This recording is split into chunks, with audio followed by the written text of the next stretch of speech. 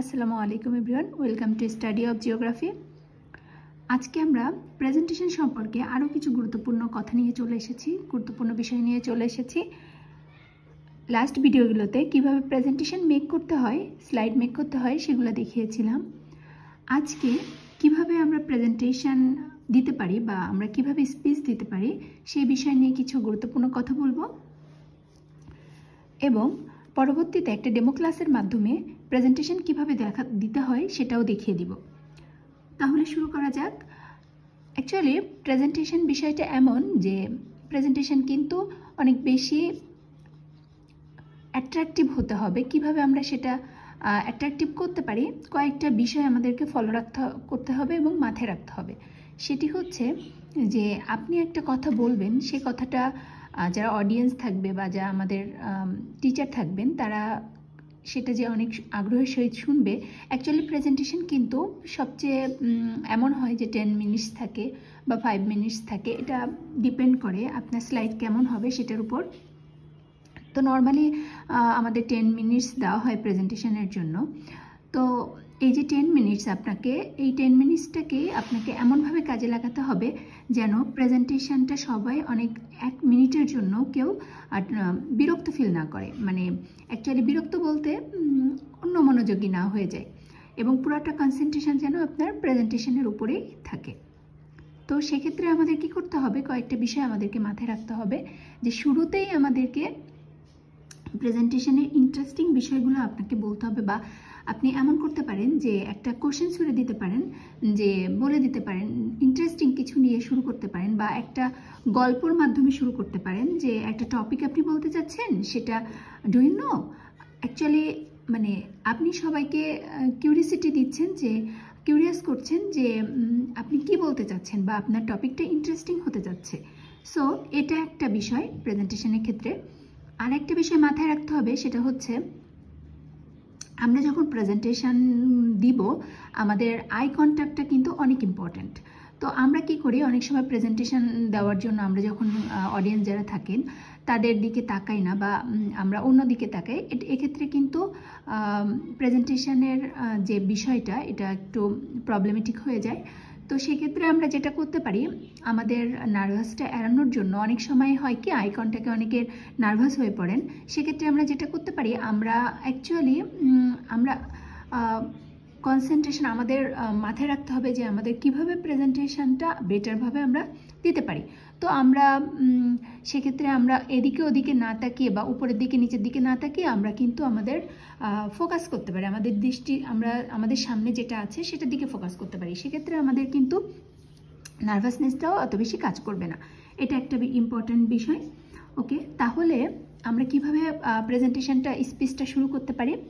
আচ্ছা, ফার্স্টে আমরা বলতে পারি যে আসসালামু আলাইকুম। প্রথমে আমরা এটা বলে শুরু করতে পারি যে গুড মর্নিং বা গুড আফটারনুন আর গুড ইভিনিং। যদি সকালে প্রেজেন্টেশনটা হয় সেক্ষেত্রে আমরা গুড মর্নিং বলতে পারি, বা দুপুর থেকে সন্ধ্যার আগ পর্যন্ত হয় সেক্ষেত্রে আমরা বলতে পারি গুড আফটারনুন, এবং সন্ধ্যার পর হলে আমরা বলতে পারি গুড ইভিনিং।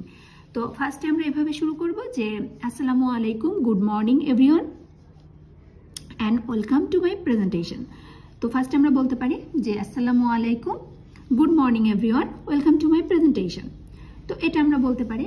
ফার্স্ট যে আমাদের বিষয়টা মাথায় রাখতে হবে, এভাবে আমরা ফার্স্টের পয়েন্টে শেষ করতে পারি এবং পরবর্তীতে আমরা বলতে পারি যে before starting my presentation I would like to thank for giving me opportunity to deliver presentation বা to hear to B.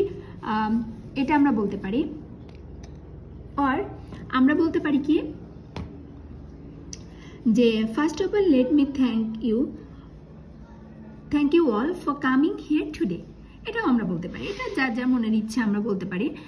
Actually ফার্স্টে আমরা এই দুইটা টপিক আমরা বলতে পারি যে আপনি যে সবাই এখানে এসেছে তার জন্য আপনি যে আনন্দিত, এটা জাস্ট একটু বলে নাও আর কি। তারপর যে পার্টটা সেটা আমরা করতে পারি কি ইন্ট্রোডিউস মাইসেলফ। আপনার নিজেকে ইন্ট্রোডিউস করা, আপনি নিজে কি বা কোথা থেকে পড়াশোনা করেছেন বা আপনি কি সেটা আপনি একটু বলে নিলেন, যে আপনার নিজের পরিচয়টা দিয়ে দিলেন।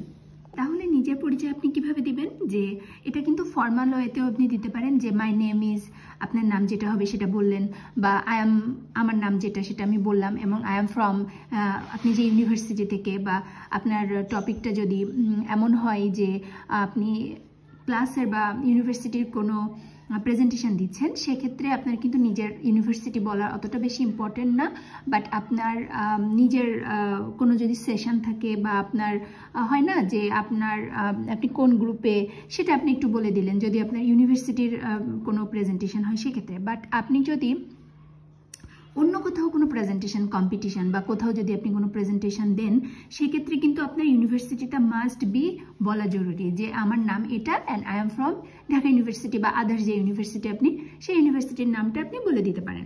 এটা কিন্তু ইম্পর্টেন্ট। ওকে, তারপর আমরা যেটা বলতে পারি সেটা আমরা বলতে পারি হচ্ছে আমাদের টপিক বলতে পারি। আমাদের প্রেজেন্টেশনের টপিকটা কি, আপনি কোন টপিকে প্রেজেন্টেশনটা দিচ্ছেন, যে the topic of my presentation is এত, বা আপনি বলে নিলেন যে today I will discuss about a most important topic and the topic of my presentation is, যেটা আপনার প্রেজেন্টেশনের টপিক, সেই টপিকটা আপনি একটু বলে দিলেন। সেটা বলার পর আপনি যেটা করতে পারেন সেটা হচ্ছে